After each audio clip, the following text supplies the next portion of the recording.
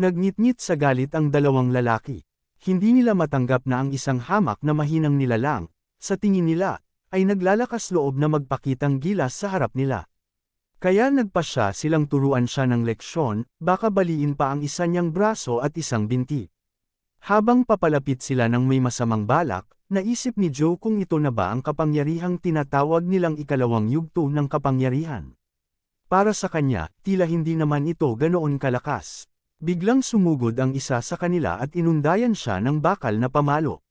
Ngunit kitang-kita ni Joe ang bawat galaw nito, na para bang bumagal ang oras. Nang tumama ang pamalo sa sahig, lumipad ang alikabok. Ngunit wala na si Joe sa kanyang kinatatayuan. Nagulat ang umatake sa bilis niya. Sa isang kisap mata, sumulpot si Joe sa kanyang tabi at sinipa siya ng malakas sa ilalim ng tainga. Lumipad pa atras ang lalaki at bumagsak sa lupa, agad na nawalan ng malay. Napatitig sa gulat ang pangalawang tulisan bago mabilis na sumugod dala ang kanyang sandata. Hindi siya makapaniwala sa biglaang paglakas ni Joe. Paano naging ganito kalakas ang batang ito sa isang iglap? Naisip niya. Ngunit ipinagwalang bahala niya iyon. Sa tingin niya, bukas na ang depensa ni Joe at hindi na ito makakaiwas.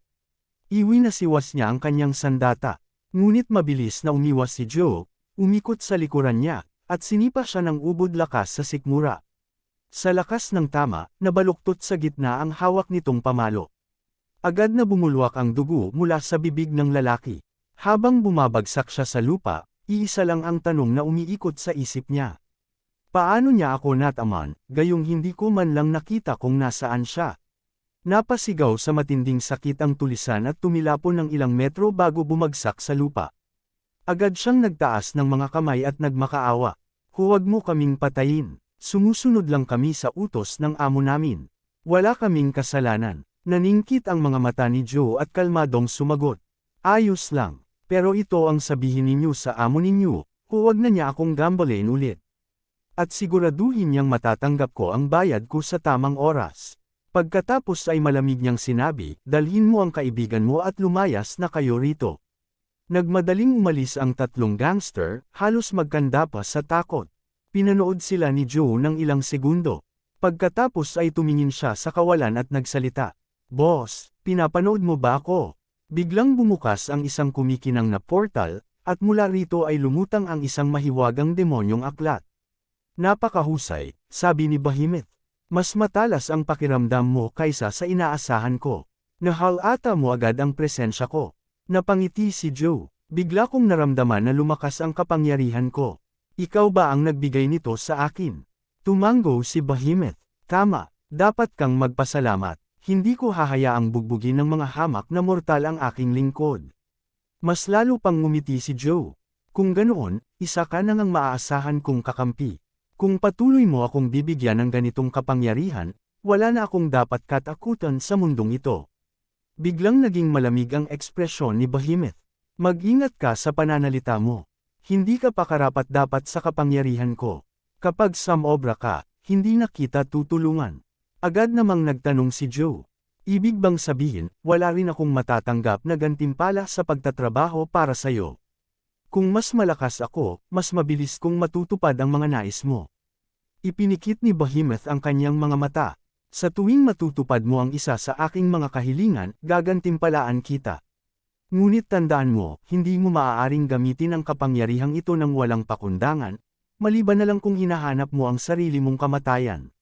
Nadismaya si Joe sa narinig. Samantala, napaisip si Behemoth. Nakakagulat ang batang ito. Maliit na bahagi lamang ng aking kapangyarihan ang ipinahiram ko, ngunit nagawa niya itong kontrolin ng perpekto.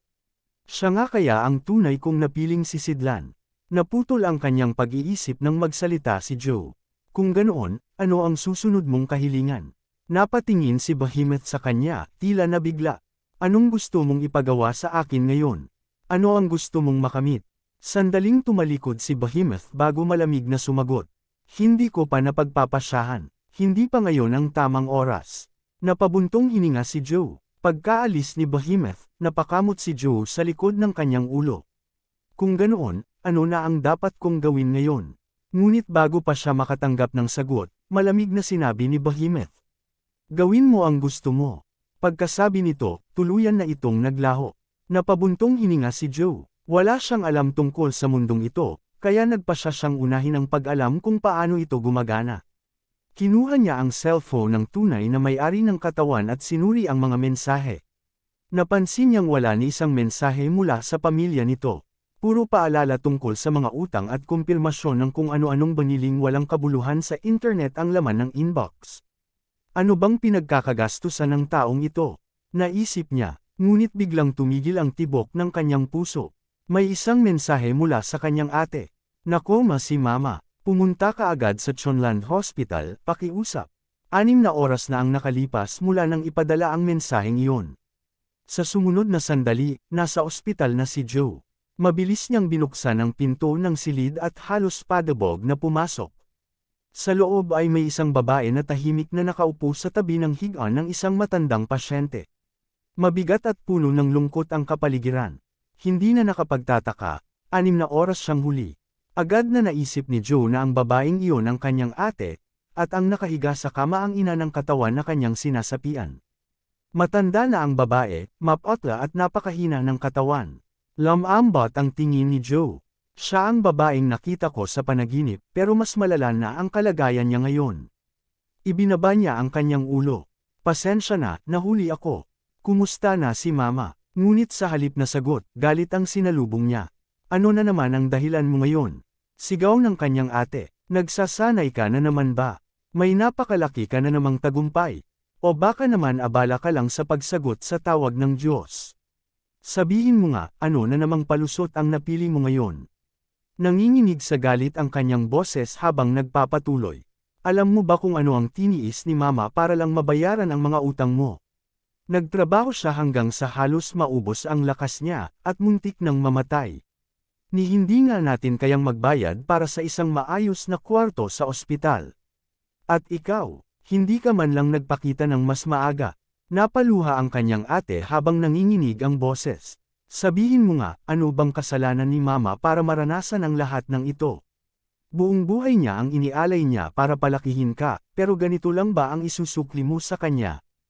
Habang ang walang pusong gagong ito ay hindi man lang nagawang samahan siya sa mga sandaling pinakakailangan niya. Pagkatapos niyang magsalita, bumagsak ang mga luha niya sa sahig ng ospital. Sa huli, humingi pa siya ng tawad kay Joe at sinabing pagod na silang dalawa ng kanyang ina sa lahat ng nangyayari. Pagkatapos ay inihagis niya ang isang debit card sa mesa at sinabi na iyon na ang huling ibibigay nila sa kanya, sapat para sa 6 na buwan. Mula ngayon, siya na ang bahala sa kanilang ina. Wala na silang pakialam sa buhay ni Joe, at hindi na rin nila puproblemahin ang mga utang nito. Natulala si Joe sa kinatatayuan niya, hindi makapagsalita kahit isang salita. Pinunasan ng kanyang kapatid ang mga luha at sinabi ang huli niyang mga salita bago tuluyang umalis. Mula ngayon, wala na tayong relasyon. Mga estranghero na lang tayo. Pagkaraan ng ilang sandali, tahimik at tulala ring lumabas ng ospital si Joe. Doon siya kinausap ng demonyong Behemoth. Nasaktan ka ba talaga ng mga sinabi niya? Tanong nito. Pinayuhan pa siya nitong huwag dibdibin ang nangyari dahil hindi naman talaga sila ang tunay niyang pamilya. Bahagyang ngumiti si Joe. Ayos lang ako, sagot niya. Sa totoo lang, nakatulong pa nga iyon. Mas marami akong nakita sa mga alaala ng dating may-ari ng katawang ito. Dagdag pa niya, nakakatawa rin na ikaw pa, isang demonyo, ang sumusubok umaliw sa akin. Tumalikod ang Behemoth at bumulong, huwag mong isipin na nag-aalala ako sa'yo. Gusto ko lang matupad mo ang mga nais ko. Ngumiti si Joe at sinabi, hindi ako magpapabaya. Habang mas marami ang gantimpalang ibinibigay mo sa akin, lalo akong lalakas. At kapag sapat na ang lakas ko, aayusin ko ang lahat ng nasira. Ngumisi ang Behemoth. Patunayan mo muna ang halaga at lakas mo. Kapag nagawa mo iyon, kusang mapapasa iyo ang lahat. Muli itong natawa. Habang iniisip ang Point of Destiny at ang sisidlan, hinigpitan ni Joe ang suot niyang hoodie.